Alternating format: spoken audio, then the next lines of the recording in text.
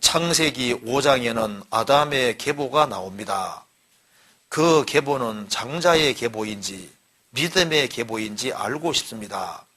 아벨이 죽은 후에 하나님이 셋을 주셨는데 셋을 주실 때 이미 가인이 장성했으므로 가인과 셋 사이에는 다른 형제들이 많이 있었을 것 같습니다. 그런데 그 형제들 중에 첫째 이름은 오르지 않고 아담 자손으로 셋이 오른 것을 보면 장자의 계보가 아니라 믿음의 계보를 기록하신 것 같아서 질문을 드립니다. 그렇죠? 자, 아담이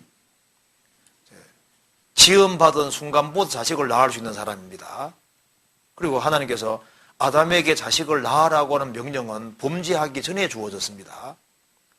아담을 지으시고 하나님이 땅에 번성하고 충만하라고 말씀하셨지 않습니까? 그러니까 원래 아담 하와가 죄를 안 지었으면요 에덴 동산에서 영원히 사는 거예요.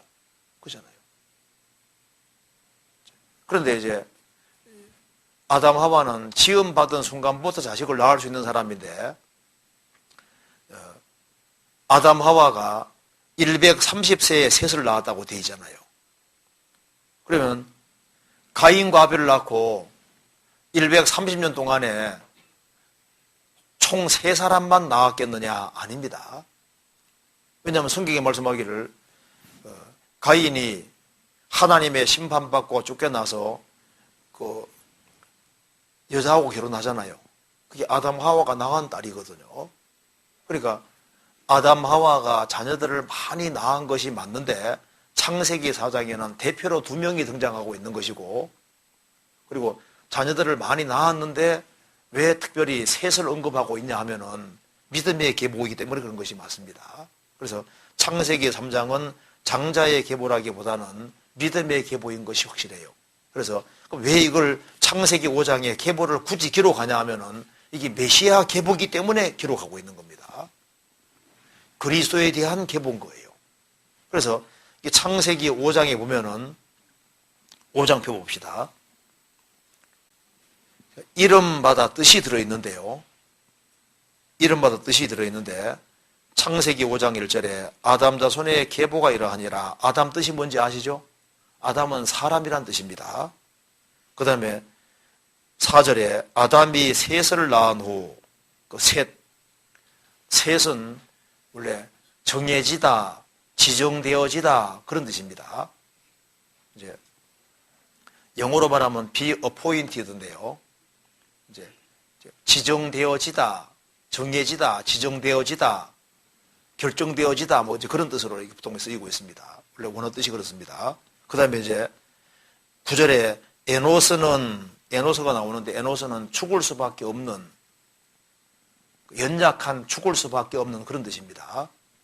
그 다음에 게나는 거주지, 처소 그런 뜻입니다. 거주지, 처소. 그 다음에 이제 13절에 마할랄렐은 마할랄렐은 축복을 받으신 하나님 그런 뜻입니다. 축복을 받으신 하나님. 그 다음에 이제 15절에 야렛은 내려가다 그런 뜻이거든요. 내려가다. 그 다음에 19절에 에녹은 가르치다, 교육하다 그런 뜻입니다. 교육이라는 뜻, 교육. 가르치고 교육한다 그런 뜻이고. 그 다음에 이제 21절에 무두셀라는 그가 죽으면 무엇이 온다 그런 뜻입니다. 그의 죽음이 무엇을 가져온다 그런 뜻입니다. 그 다음에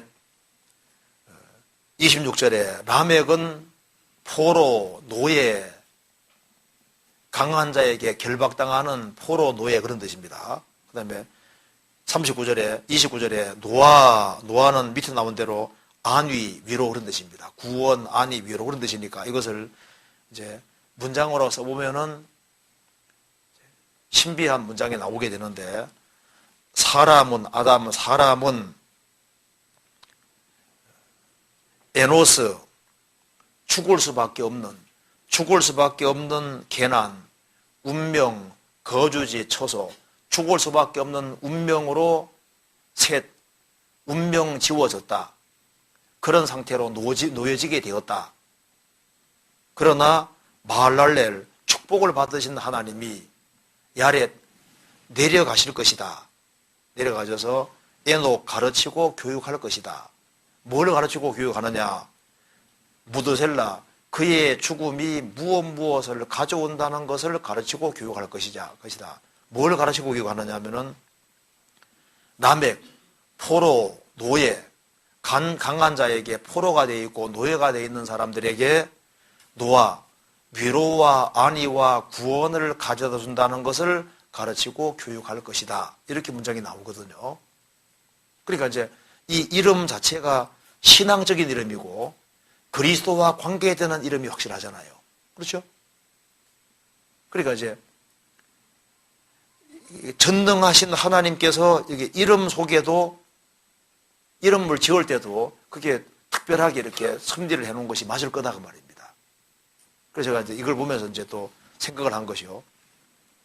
무드셀라가 가장 오래 살았죠. 그죠?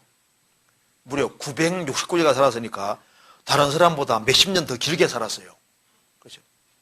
왜 길게 살았을까? 하나님이 오래 참고 기다리실 때 그 말씀대로 하나님께서 그가 죽으면은 홍수가 오도록 결정하셨기 때문에 에녹은 300년 동안 하나님과 동행하다가 이제 들림받은 사람이지 않습니까? 그러니까 에녹은 그 예수님 재림하는 것도 예언했다고 되어 있고 그 당시에 선지자는 마찬가지인데 무드셀라 이름을 지을 때 하나님의 어떤 뜻 속에서 지었을 거다 그 말입니다. 그의 죽음이 이제 홍수를 가져오고 심판과 구원을 가져온다는 그런 특별한 뜻으로 하나님 짓게 하셨을 테니까 그가 죽으면은 홍수가 온다고 하나님이 이렇게 해놓으셨기 때문에 하나님께서 홍수가 가능하면 늦게 오도록 하려면 어떻게 해야 될까요? 무드셀라를 오래 살게 해야 되는 거예요. 그래서 하나님께서 무드셀라 노아 그 시대 사람에게 기회를 더 주기 위해서 무드셀라를 몇십 년 더 길게 살게 해주신 것 같아요. 하나님이 기회 주시느라고. 그러다가 이제 무드셀라가 죽으니까 그의 세계적 홍수가 왔잖아요. 그렇죠? 이것과 연관해서 마태복음 24장에 무화과나무의 비유를 배우라 말씀하시면서 이 세대가 지나가기 전에 이 일이 다 이루리라. 그러니까 마지막 징조를 다 본 시대 사람이 세대인데 그 세대 사람이 지구상에 다 사라지기 전에 주님의 지상재림까지 이루어진다. 그러면은 주님이 이 시대 사람들에게 조금 더 인자를 더 하시려면 어떻게 하면 될까요? 조금 더 길게 살게 하면 돼. 그렇죠? 무드셀라 좀 더 길게 살게 한 것처럼. 그래서 우리 시대에 이렇게 수명이 조금 연장돼 가고 우리 한 세대 전과 다르게 좀 더 노인도 훨씬 더 많고 좀 더 시간 좀 건강도 더 좋고 그리고 이제 약품도 많이 개발되고 이렇게 해가지고 조금 길게 살잖아요. 조금 더 살지 않습니까? 그래서 주님이 조금 더 시간 주시려고 우리 시대 사람들을 이렇게 마지막 징조를 본 시대 사람들을 좀 이렇게 연수를 조금 더 길게 하는 것이 아닌가 뭐 그런 생각입니다. 생각. 정답이 아니고 생각인데 그런 생각도 해봤는데요. 어쨌든 간에 이 창세기 5장 계보는 믿음의 계보고 그리스도가 하나님께서 창세기 3장에서 여자의 후손 통해서 메시아 온다고 알려줬기 때문에 여자의 후손 통해서 어떻게 오는지 그리스도가 오는 계보를 알려줘야 되니까 창세기 5장은 그리스도가 오는 계보를 말하는 거예요. 하나님이 아담에게 약속하신 대로 그 약속대로 이렇게 해가지고 그리스도가 오신다는 것을 알려주기 위해서 그리스도의 계보를 말하는 겁니다. 믿음의 계보인 거예요. 신앙적인 계보가 확실한 겁니다.